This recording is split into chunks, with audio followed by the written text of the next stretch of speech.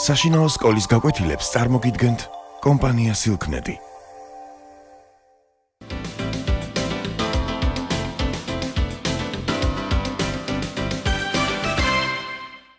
მოგესალმებით. დღეს ჩვენ წავიკითხავთ მოთხრობას, რომელსაც ქვია ჯადოსნური სიტყვა. ჯადოსნური სიტყვა, თუ შევჩერდებით ამ სათაურზე, ალბათ სათაურიდანვე რაღაც საინტერესოს გვთავაზობს ეს მოთხრობა, რადგან ჯადოსნური ამბები ხომ მხოლოდ ზღაპრებში ხდება. თუ გავიხსენებთ, რომ ზღაპრებში შეგვხვედრია ხოლმე ჯადოსნური სიტყვებიც, რომლის საშუალებითაც ამ ზღაპრაში დაკეტილი კარი იღება ხოლმე. ან რაიმე დაბრკოლების გადალახვა შესაძლებლია. აი ესე მახსენდება რატომღაც საკალა-პაკალა, აბრაკა-დაბრაკა, სიმსიმ გაიღე და ასე შემდეგ. მაგრამ ნახოთ, ეს ჩვენი ამბავი მართლა ასეთ ჯადოსნურ სიტყვებს შეეხება, თუ სულ სხვა სიტყვებზეა საუბარი. წავიკითხოთ მოთხრობა, რომელიც დაწერა ოსეევას მიხედვით არის შედგენილი ეს მოთხრობა. პატარა ტანის თეთრ წვერა მოხუცი სკამზე იჯდა და ქვიშაზე ქოლგის წვერით რაღაცას ხაზავდა. გაიწიეთ, უთხრა მას ლუკამ და სკამის კიდეზე ჩამოჯდა.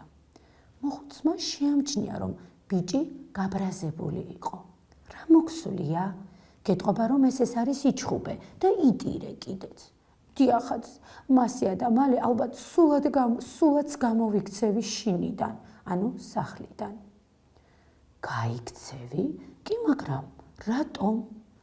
ლიკა ძალზე მაბრაზებს. აი ახლაც კინაღამ წავარტყი, საღებავებს არ მაძლევს, თვითონ კი იცით რამდენი აქვს.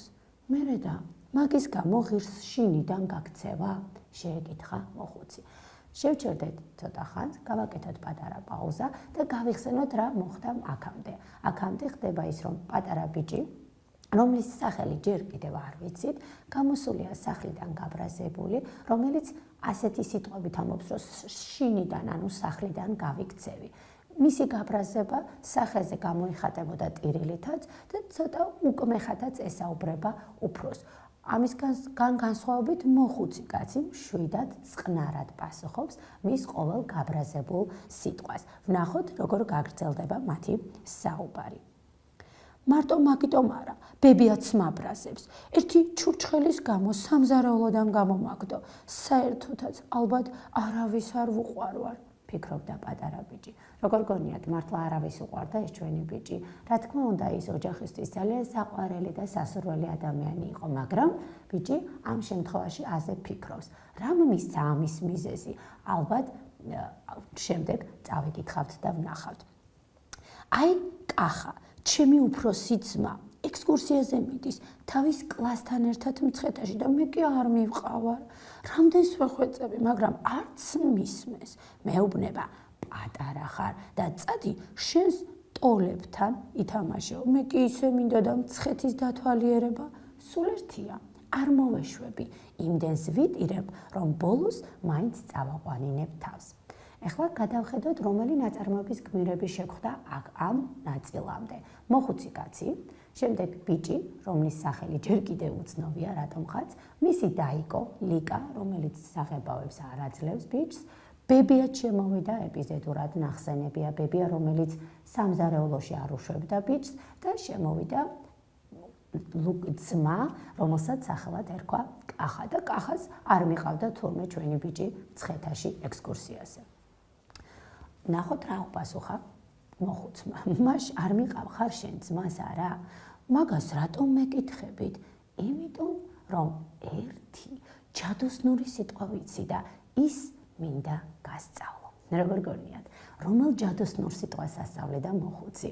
არა მგონია, რომ გამოდგომოდა მას საკალა-პაკალა ან აბრაკა-დაბრაკა. ნეტავ რა სიტყვა იყო ასეთი? რა სიტყვა ასწავლა და როგორ იმოქმედებდა ეს სიტყვა შემდეგ ამ ბიჭის ცხოვრებაზე? განვაგრძოთ მოთხრობა. ლუკამ გაოცებისგან პირი დააღო. აი ახლა უკვე გავიგეთ ბიჭის სახელიც. მას სახელად თურმე ლუკა ერქვა. რა სიტყვაა ასეთი? მე გეტყვი, ამ სიტყვას ხუნდ იცოდე, ეს სიტყვა წყნარად უნდა წარმოთქვა ჩხუბის გარეშე და თან თვალებში უნდა შეხედო მას, ვისაც ამ სიტყვას ეუბნები. მოხუცი დაიხარა, თავისი თეთრი წვერით ლუკას ყურში შეუღიდინა და რაღაც ჩასჩურჩულა.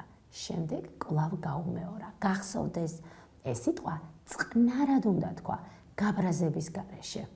ლუკას თვალები გაუბრწყინდა გახარებული გარბის სახლისკენ და გულში მიიმღერის ვცდი, ახლავე ვცდი.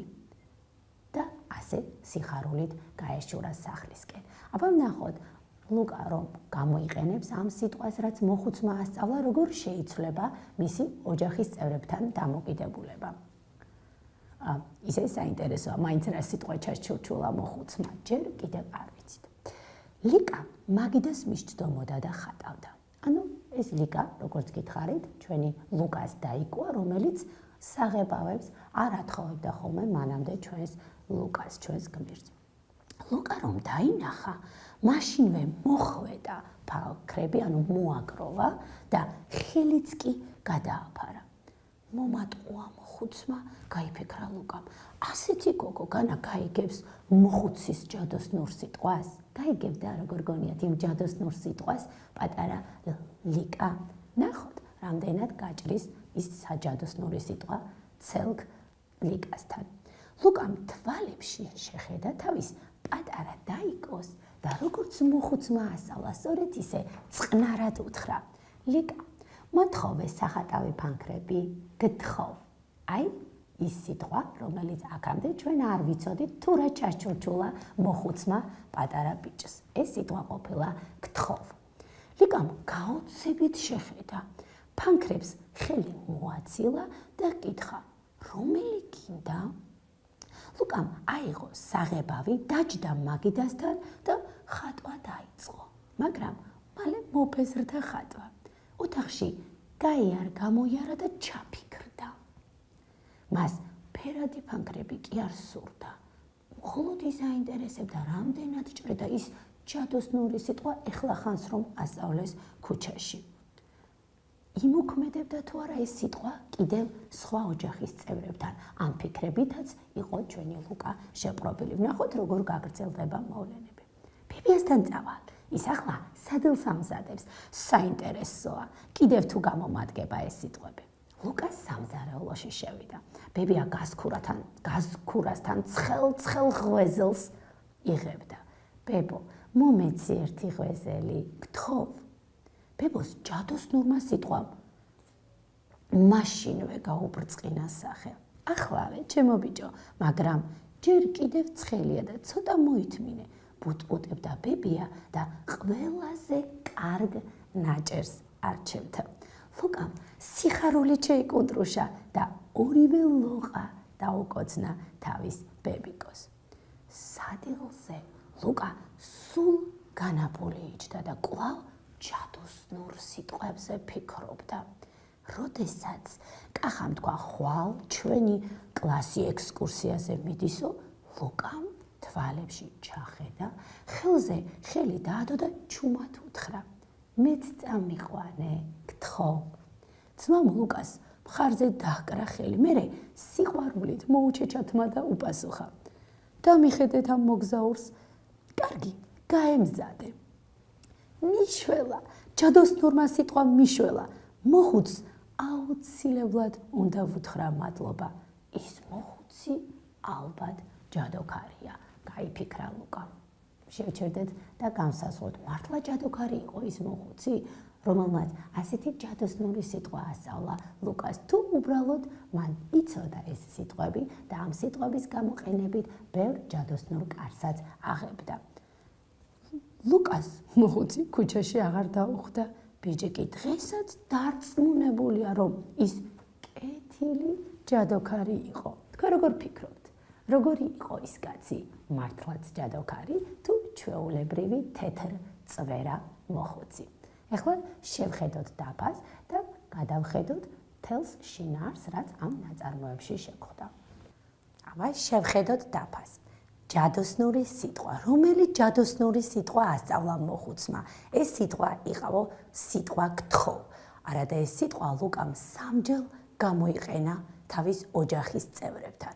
გავიხსენოთ მთელი ეპიზოდი ამ მოთხრობისა და ნელ-ნელა დავუკვირდეთ, რა ხდებოდა მანამდე, როდესაც ლუკა ჯერ არ იყენებდა ამ ჯადოსნურ სიტყვას. მანამდე ლიკა საღებავებს არ აძლევდა.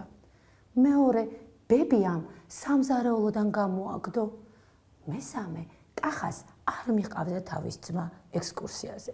ამ ქმედებიდან გამომდინარე, როგორი იყო ლუკა გაბრაზებული და გაბუტული. უფრო მეტიც მას ისიც კი ეჩვენებოდა, რომ ის ოჯახის წევრებს ნაკლებად უყვარდათ ლუკა.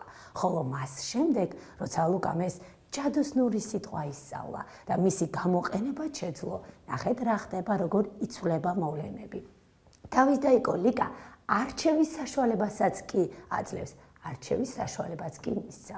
მეორე, ბებია საუკეთესო ღვეზელს ურჩევს და მესამე, ექსკურსიაზე წაიყვანა ვინ? კახამ წაიყვანა ლუკა. ამ ქმედებების შემდეგ ჩვენი ლუკა, რა თქმა უნდა, გაკვირვებულია.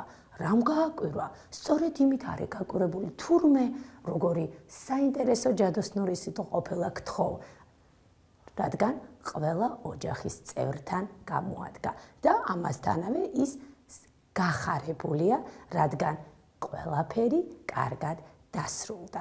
მე ამ სახლით მოგიტანეთ ჯადოსნური სიტყვები. ვნახოთ, რომელი ჯადოსნური სიტყვები ცხოვრობენ ამ პაწია სახლში. აბა, პირველი, მაპატიე, ბოდიში, გთხოვ, ინებე, გეთაყვა,